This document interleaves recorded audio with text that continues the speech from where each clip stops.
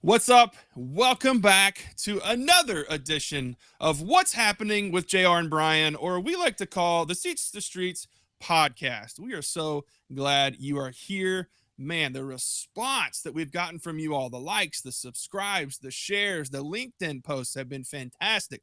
Thank you so much for joining in and getting behind this new YouTube channel where we just hope to be able to resource churches and resource ministers to be able to move your people from Sunday morning seats to local and global streets. So let's get into it with today's episode. I am your host, JR Horn. That guy over there is Mr. Brian Gorman up in the frozen tundra of Wisconsin, or like I like to call it, the lower Canada. It is getting to that already. It is getting. It's getting there, dude. So I got back from Texas yesterday. I had an awesome visit down with a church in Lubbock, Texas, and Lubbock Christian University, and it was 95 degrees, 20% humidity. It was awesome. Didn't feel like a Kentucky 95 degrees at all. So I decided on the way home, I'm just going to wear a button-up shorts and some flip-flops, and just to fly home. It'd be so much more comfortable. I get home, it was 55 degrees and raining. 55. And I'm in Kentucky. I mean, we're not in the frozen tundra of lower Canada, but 55 degrees and raining. I had flashbacks of living in Kenosha again. I swear it was cold. Yeah. No, we're there and dropping below that. I finally pulled my hoodies back out, which admittedly, my hoodies and zip up hoodies never leave our mud room. So they're always there. One is always in the vehicle. In fact, I realized the other day I started looking through my van and I was just cleaning out and I found 6 sock caps, 6 different types of beanies. And here's the sad part. Like, if you're not from this area, this won't make sense to you. No. But all of them are needed, because you have different degrees of what kind of beanie I need that day, and what kind of sock cap I'm going to need, what kind of toque I'm gonna have to put on, because different weather requires a different something for your ears, and so I've got this wide variety of them in there. Dude, how many times have we celebrated July 4th together? And by the end of the night, it's 10 o'clock. The sun's gone down. They're about to shoot the fireworks off. And we all look around and we've either got flannels or hoodies on. Yeah. July 4th. Yeah. We always keep a blanket, a nice big blanket in the back of the car, because you're probably going to need it at some point. But yeah, we are definitely back into that phase. And either way, it's all part of it. I was telling some people in Texas after I told them I'd lived in Wisconsin for a while and all this. And I said, there is a distinctive mark. There's a phrase, that people in the North use, and it's, I got to get ready for winter. There is a distinctive mark when you stop your summertime routines and you immediately move into wintertime routines. All of your lawn chairs get put away. Your patio table gets put up. The umbrella gets stored. You put the stay bill in the gas of the lawnmower, and you winterize everything, and then you pull all the other stuff that's been in the covered in cobwebs up for the whole summer out for getting ready for winter. Getting the snowblower ready, getting the shovels and the salt by the door, and getting the boots out. I mean, it's a good weekend's worth of work to get ready for winter, and then down here in Kentucky, it's like, man, what? Yeah, no, we do that. My garage during the summer is the summer garage. So I got picnic tables set up in there, and all the kids' bikes are out, and all of the riding stuff out, and just the lawnmowers and all these things are out. And then what'll happen here pretty soon is I'll go in, it'll take all day Saturday and maybe part of a day on Sunday. I'll pull most of everything out of the garage and move all of that stuff, hang all the bikes up, hang up the kayaks, get all that stuff out of the way so that I can pull out all the winter. Yeah, and it's a whole day where, like, you got to transition all of your stuff around. In fact, just today, I just bought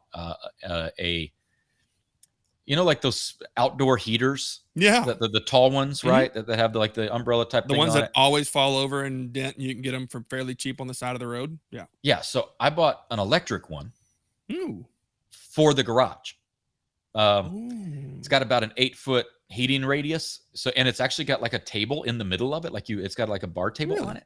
And so that's actually why I bought it, was so that here in the winter, being that, at least where we are, I know where you are, this Delta variant continues to go on. In fact, I've got a friend who sent me a picture today to show me that in 3 hospitals in our area, the big hospitals have 0 beds left in ICU and 0 beds in any of them in the ERs. And so that's where we are in our particular world right now. So when we've met with people, a lot of times when it starts to get colder, we meet with them in the garage. And so I bought this to be able to set up in the middle of the garage this winter and be able to set up a little seating area in the garage to still leave the doors open to let airflow through and stay warm. But yeah, all the things you have to do here that you didn't have to do anywhere else. We're just starting to get ready for fall. I mean, we went from a hard transition from summer to fall, 95, 96 degrees, and we're now in the mid 70s. I mean, within 2 weeks. I mean, there was very little transition into fall at all. Even 55 yesterday and rain. So a big cold front just came through.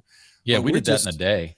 Yeah, we went from 89 to the high of 89 to a high of 72. There you go. From one day to the next. Boom. Welcome to fall. I mean, right on time too. 53 degrees when I walked out that morning. Yep, that's exactly what it was. Wow. Yeah, we're just getting to the point where we put a fire pit out in our front yard last year because of our backyard gets the setting sun, so it's super hot. Even in the 70s and 60s, a sun down here is hot. So we didn't want to sit around a fire and have the sun on us because it wasn't that cold yet.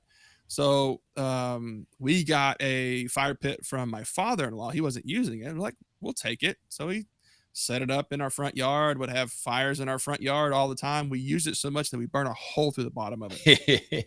Gone. And dude, we live in a neighborhood. I mean, it's a subdivision. So we're getting weird looks all the time. The HOA dude stopping by, making sure everything's okay. What are y'all doing? And we're like, just having a bonfire. Come on over and hang out, but man, it's led to some amazing conversations. That's a whole nother podcast about being visible with your community. But that's funny because they do that a lot of. I mean, you've seen a lot of in our subdivision, especially as we get closer in later into the fall and earlier. A lot of people move their fire pits to the front yard for that very reason, so that they can still sit out front and watch the cars drive by. And we're in a subdivision as well. But either way, what are we doing today, JR? What's the plan? Well, Q4 is upon us. Q4 is here. By the time this comes out, we will be well into Q4. You got maybe 2 months left of the year.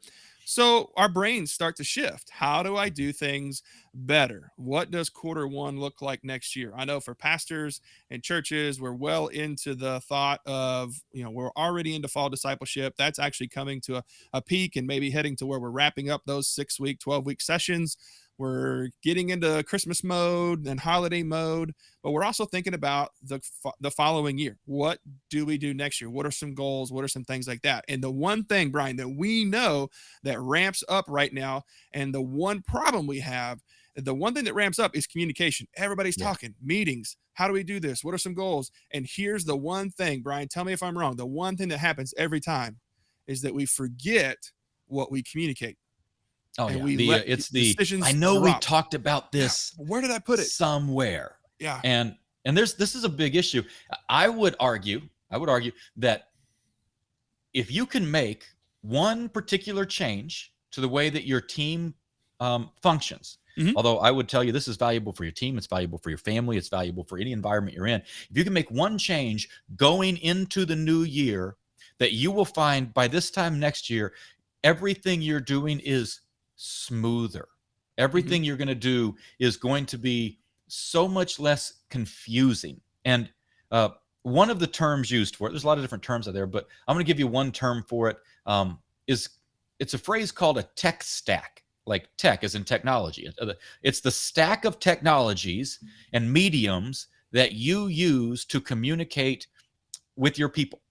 So this is really a valuable thing for people to stop and look at, because what I would say is where the majority of team struggles come from, and team cohesion and team direction, like being able to make progress, comes from communication breakdowns where people go, oh, that's right. We did talk about that. Where did we talk about that? How did we talk about that? Who said what about it? In fact, just maybe last month, I was with my elders, and we were talking about something that the elders had worked on for about 4 years. And we can find no documentable proof Mm, that we ever had the conversation at all, even though we all remember reading having through the a document. conversation. Like, Oh, we had a document. We had something we were working off. We had this big document that got cut to a smaller, that got to a smaller, that finally made it to one page that we all worked that through and edited. finally made No it to one can find it. 0.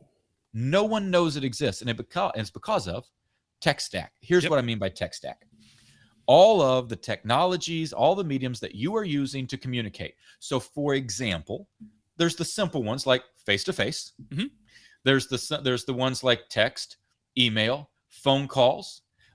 There's and I'll let you kind of walk through some of these, but there's all of these ones. And now, if you think about it, we have tech stack in every environment we walk into. Yep. My family has tech stack. We use an app called Cozy to keep track of all of our calendars together, and we have we text with each other. We have, every once in a while, I'll get things through Facebook Messenger, even from my wife if she saw something. Mhm. There's all of these. My wife will every once in a while email me things. I'll email her things. All of a sudden, we have tech stack. So, JR, can you help them kind of understand how we discover tech stack?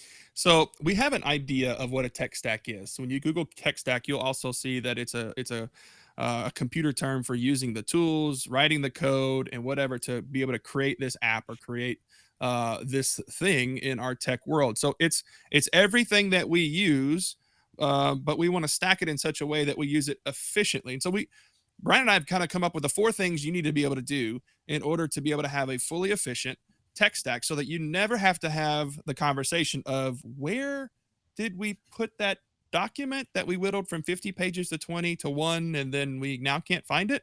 We've all been there, right? So here, Mhm. I want to give you step 1. Step 1 is, I don't want to say rudimentary, but it's an awareness step. You need to discover what you're currently using in your tech stack. Everyone's got one. Everyone has one. You have multiple ways you communicate on your phone. You have multiple ways you keep yourself put together or on time for meetings. All of that is in your tech stack. So number 1 is to discover what you use or what your church uses as your tech stack. It could be the email platform that you use. How do you communicate face to face? Is it face to face or is it on Zoom? That's using tech stack. Are you communicating by text? So us as a missions organization, we use a lot of WhatsApp because it's encrypted from end to end. That's a part of our tech stack. But when you step back and you realize, just as a family alone, my family alone, we use phone calls, face to face, text, Facebook Messenger, email, the school app.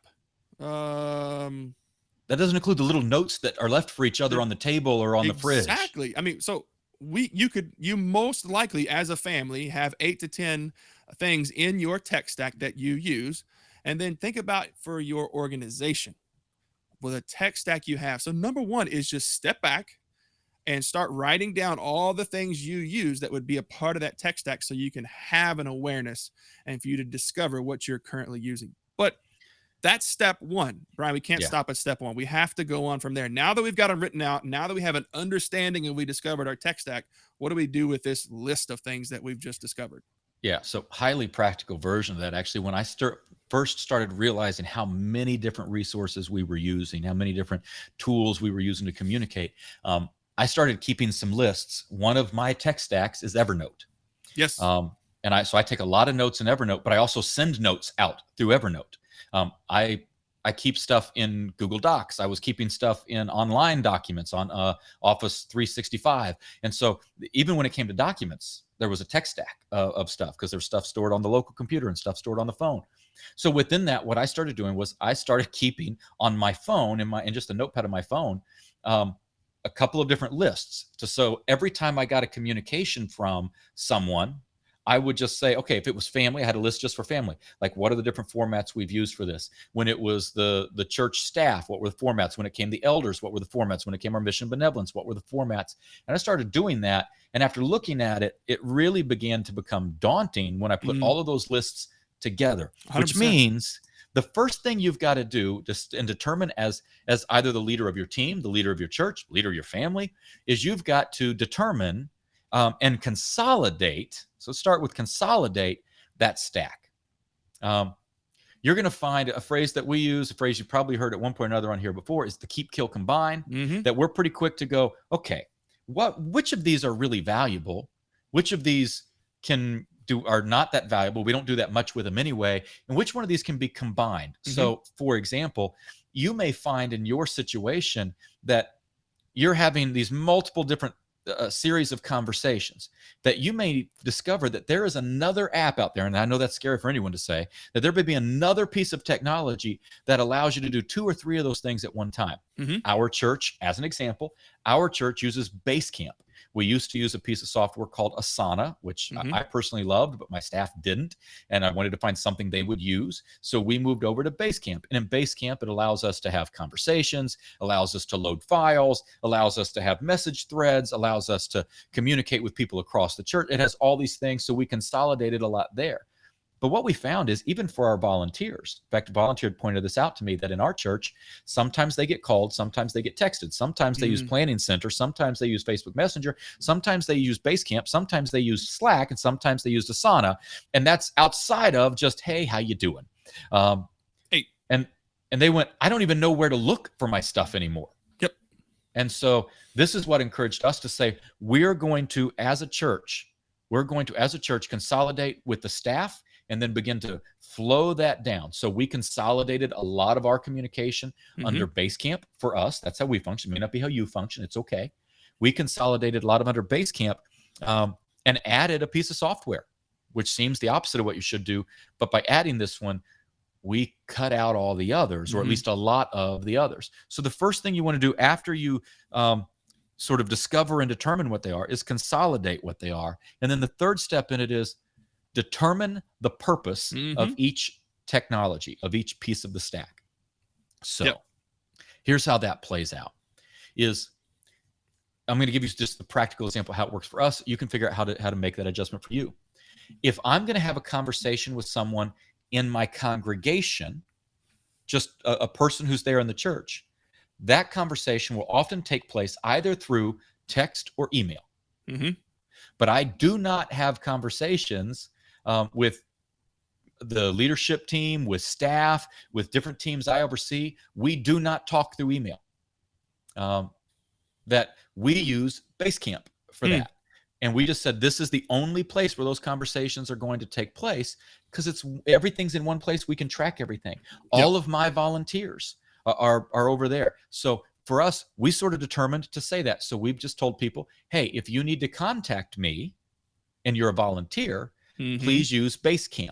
We've told them, if you want to know when you're scheduled, use Planning Center. But we don't have conversations through Planning Center. Right. Purely to schedule through Planning Center.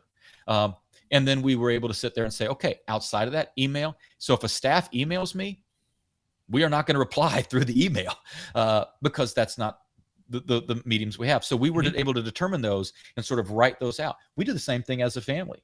So it's really clear within the family, we determined we were no longer going to keep a family print calendar. I have my calendar, my wife has her calendar, the kids have their activities going on. And we just said, from here on out, all of that goes to an app called Cozy. And there's a lot of other things like that out there. But I know with our family that for the most part, if it's a calendar issue, it better be in Cozy. If it's not in Cozy, it doesn't exist. Wow.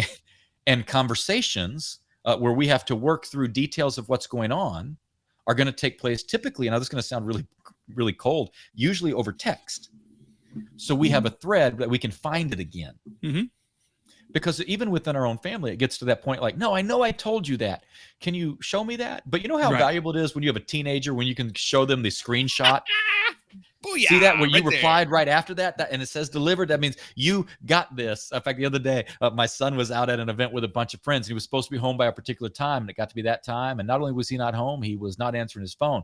So being the kind and generous person that I am, I politely drove to where he was with all of his friends, because that's another app we have. I was going to say, a part of your tech stack is some location sharing apps. We use an app called Life 360 as a way of helping. And it's not to track the kids. It's so that we all just know where each other are to help keep each other safe if needed.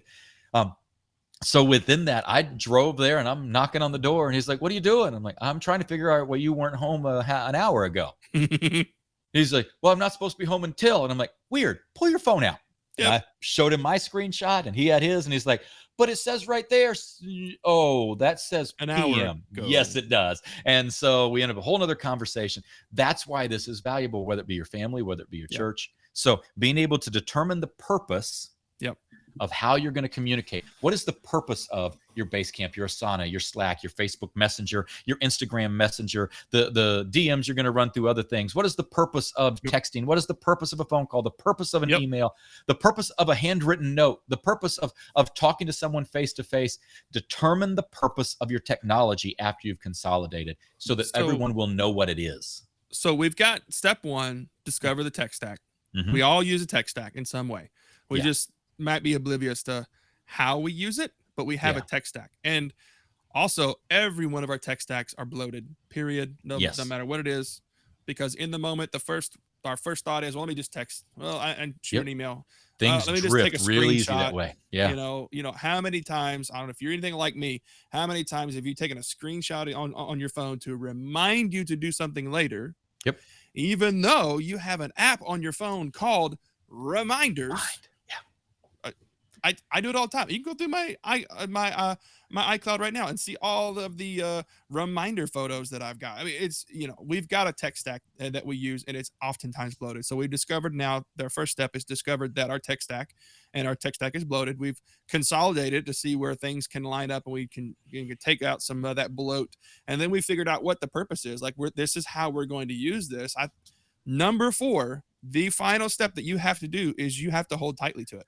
Oh, this is the big one. You're going to want to use the next shiny app or Web Mm-hmm. 2.0 or whatever login online, or Slack just opened up a new feature that we can that we can do this, and it's like, no, we can't. That's how the tech stack gets bloated And your people again. are going to pull against it. They're going to try Oh to yeah. find their own avenues because they have their preferences too. Well, once you've worked with your staff, once you've worked with your volunteer teams, your missions team, your benevolence team, your youth ministry team, once you've got them on board, you have to hold tightly. Just like we've gone and talked before, when it comes to the mission and the vision of the church, the one of the greatest jobs, one of the most needed positions that the lead minister can fill is to turn around and point back to the mission Mm-hmm. every time. This is where we're going. This is why we're going there. This is how we're going to get there. This is what it looks like. It's the same thing with the tech stack. This is why we use it. This is what fruit we're seeing from it. This is how you go about bringing someone in to bring them into the tech stack. We have to hold tightly, and Yeah. we have to write it out. Like, that is huge. When you get to the point where you actually write it out and have it documented, this is what we do.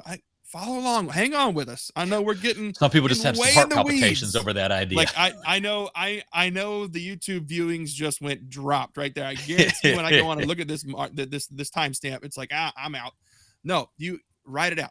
If it's something that you want to continue, if it's something you want to make the culture of your church, then write it out, hold tightly to it, and continue to enforce. This is what we use. This is what we use. This is what we use. Yeah, this It's means you so have to important. swerve back into your lane a lot. So Yep. something that happened to me just the other day is someone there was an email conversation going on with a couple of my volunteers and some people within the congregation. They were having an email conversation, and what I did immediately once we moved past the initial conversation is I went to Basecamp and I moved the whole conversation to Basecamp because I wanted to have it there. It's not uncommon for my staff once in a while, if I'm busy with other things, my staff will once in a while text me, have you seen the conversation on Basecamp?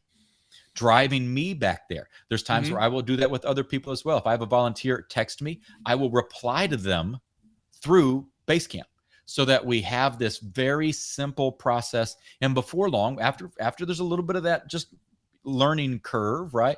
People will begin to just go, oh, this is the way we have these conversations. They'll begin to move to that. Less stuff gets lost, less stuff gets looked at.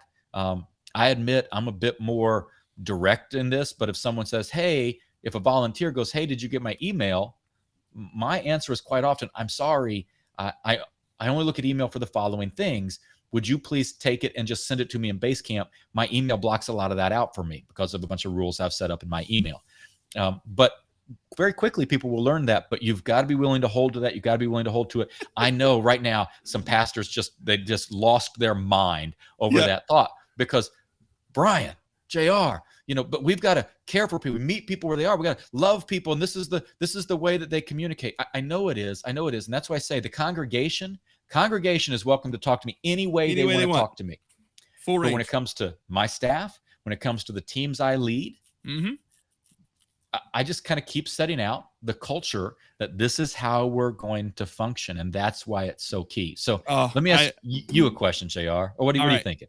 Well, one, I laugh because you put it so nicely. I mean, for Brian to put it so pastorally like that, I was shocked. I'm like, I'm working on how it. am I going to church this up a little bit here? He keeps going. I'm going to have to lighten the mood a little bit because our YouTube retention is going down. But you did so well. It really is a way to love people well, because if someone sends you, let me give you a good example of how we use this tech stack, right? Is what used to happen is if somebody was in the hospital, sometimes I'd get texted by someone, oh, so-and-so was in the hospital. Sometimes like someone would just tell me on the side, so-and-so's in the hospital. Someone wouldn't even tell you. They'd tell someone else on staff, then it would have to make its way up. And then happened all the time. Our elders are like, hey, how did we even know about this? On Basecamp, again, we use Basecamp a lot. I'm not telling you to use it. Asana's great. Basecamp's great. There's a bunch of others out there. We started with Basecamp. We've stuck with it. So on Basecamp, we have a project just called Pastoral Care. And if any of our elders, any of our staff, any of our key pastoral volunteers hear about anything that's going on with someone in the church that we need to know about, they create a message thread under that person's name. And then as things go on with that person, as things change, I may find out something about them that they didn't know. I'll add that in. They may find out about something that I mentioned. They'll add that in. Now, think of how valuable that is. We've got some people in our church who have some long-term medical problems right now, cancers. I'm sure your church does too. These cancers and long-term medical issues, long-term family issues of families going through divorce or issues with children. We have all of that in one place, so that now the next time I'm about to see that person, I can look up real quick what's the latest in their experience. And what doesn't happen is I walk in clueless, and what doesn't happen is they go, well, I told so-and-so. Well, that makes them look bad too. Like what, that they didn't come and tell the rest of us, oh, I thought my issue mattered. Why doesn't everybody know about my issue? Right. And so on occasion we'll put private, depending on the situation. Right. But imagine how well you can care for your whole congregation if that sort of process is taking place. That's the joy of it. So JR, for you, personally and professionally, top 3 tech stack. What are the top 3 mediums you use for your world? All right, I was ready for professional. Now you're also going to get the personal off the top of my head. So professional, I love Slack. I think it's great. It's portable for communication, for announcements. We use it for getting ready for our staff meetings. We have a parking lot thread, which for us, parking lot means, hey, I'm parking a car in the parking lot and we need to ask about what's going to be in this parking lot. Oh, that is not, I thought that was just, hey, random ideas like the parking lot. I'm just storing this out there. You meant like a real parking lot. Okay. No, we've got a parking lot thread where it is, hey, these are my headlines. These are the things I want to bring up in staff meetings so that so everyone knows the culture is we're preparing for staff meeting before staff meeting starts. Right. Great idea. So we spend a week sending out parking lot threads. So Slack, number 1, I love Slack. 2, WhatsApp. We're a missions organization. So we need to ensure that the conversations that we have with our missionaries that are over in sensitive countries or lands that are hostile to the gospel, it is encrypted. So we've all got VPNs on our computers to ensure that our email is encrypted. But what about from our phone? Because it's so accessible to talk to someone in a little smart computer in their pocket. So we use WhatsApp all the time. And the second thing is not digital. It's my full focus planner. This is not a paid promotion, but Michael Hyatt's full focus planner is fantastic. I have gone away from the calendar part so much as far as putting in the long range calendar and all that. But what sells me on this is the ability to script out my day, my top 3 things I want to get done, as well as to prepare for the week. How do I want to do that? And it's got an after action report of going, how did you do? So if we're going to sit here and talk to people about having obedience-based faith when we're walking into a small group setting and say, this is what you committed to do to sharing about Jesus last week. Did you do that? This is kind of has that obedience factor pulled in for that. And I really like that. So for family, personal, I still take a lot of screenshots as my reminders that I need to work on. So let's have a moment of authenticity. So number one is taking screenshots as reminders. The second one is Life 360. I really like Life 360. We're just starting to get into the phase where we're having some children that are more mobile, and we need to know where they're at to have some protection over them on that. So we really like Life 360 on that. And I don't have a third one, Brian. I can't think of one off the top of my head of the third one that I would use. Yeah, you get 3 and 2. There you go. So what's yours? What do you have? Professional first, top 3. Professional first, man. We do have a lot. I don't deny that. I got a lot that I use for myself personally, professionally, like things that I individually use. But like as a church, we use a program called 90 to keep track of what's going on, but we don't actually communicate through it. It purely takes meeting notes. So it's not that sense. So for me professionally, my number one is going to be Basecamp. Obviously, that's the one I keep talking about. Almost everything takes place through Basecamp. Oddly enough, my second one is Facebook Messenger. That's where the church probably communicates more with me than anything else. The church doesn't email me that much because they just know I'm there. And so Facebook Messenger has become kind of oddly enough, like the most direct way people have communicated with me through the church. And then, texting is always a big deal, a lot of texts. And so those are the 3 big ones for me professionally. When it comes to me personally, and this is kind of a crossover one, like, texting is always going to kind of be in that one. Cozy is huge for us. That's our calendar app. And the other one, you talk about yours. My other one is this little bitty thing called Rocketbook Fusion. Because it's basically, think about it like a dry erase notebook.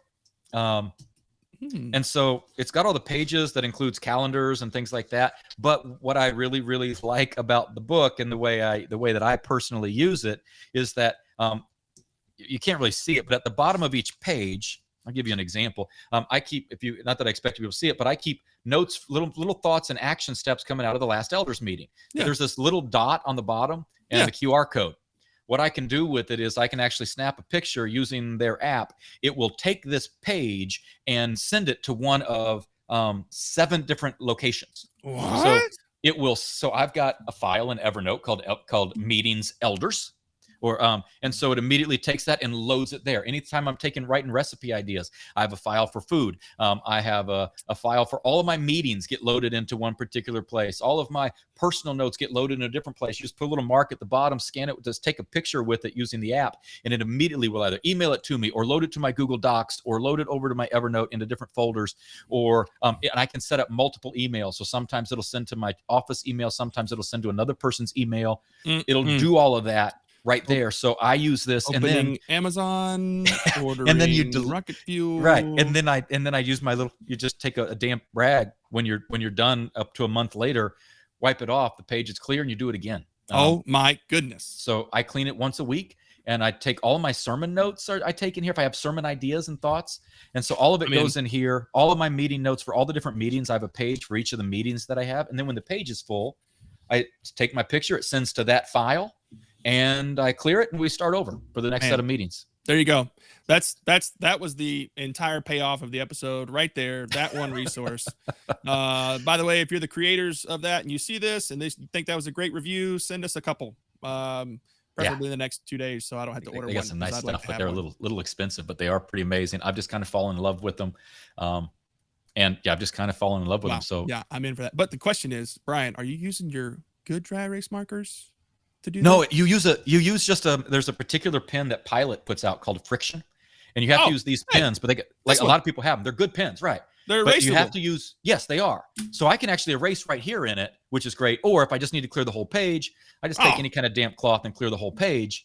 But you have to use these pens, but they're great pens. That's my favorite pen. These are my favorite pens, and I have to buy about 20 a year because slowly they get taken, and then I go to my daughter's room and I find them all. Yep. I have So I anyway, have my own personal stack of them. My daughter has her own personal stack, even though she doesn't use this thing. I'm telling you what, you make a difference. yep, If you're in college or you got a high school student who takes notes by hand still, but they want to keep copies of their stuff, but they don't want to have to keep massive notebooks. Holy cow. man. These things are beautiful. I Yep. love my Rocket book. Love, love, I'm love my Rocket book. I'm definitely gonna be ordering one. So, hey, we hope you had a great time hanging out with us today here on the Seats to Streets podcast. We are so glad you're with us. We hope that you are able to figure out your tech stack and to be able to bring that into some clarity to consolidate, determine, and then hold tightly on what you're doing to move your people from Sunday morning seats to local and global streets. If you got some value out of this, we would love for you to help us out. Right below, you'll see the little animation for you to give a thumbs up, subscribe, and hit the notification bell so that every time we put a video out from Seats to Streets, it lets you know so you can come back on and join in with us. But we don't want to let you go yet. If you have something in your tech stack that we did not talk about, leave a comment below. We want to hear from you. What are the things you're using at your church in your tech stack in order to move your people from Sunday morning seats to local and global streets? Leave a comment below so that we can all be able to see what we're using and maybe even determine that's a better tool than what we've even talked about today. All right. Yeah. So we're so glad you're with us. Upcoming in the next few weeks, Brian, we're going to talk about the big C word. The big C word. You know what the big C word is, Brian? I'm excited. What are we going to talk about? We're going to talk about culture. Ooh, the most Church overlooked culture. issue in all of it. Man, you want to talk about how do I take this giant room of people that we call a congregation and we get them pointed in the right direction to serve locally, to serve in the building, to serve in your city, or to serve in the world? It's all about culture, and we want to give it to you. And this is going to be a multi-part episode. So be sure to like, subscribe, and hit that notification bell because we want to make sure you are equipped with all the tools you need to get your people up from the seats or the pews in a Sunday morning and mobilize to the streets so they can go and take the name of Jesus to the 3 billion people that have yet to hear the name of Jesus today. So glad you're with us. We will see you next time. Take care, folks. Later.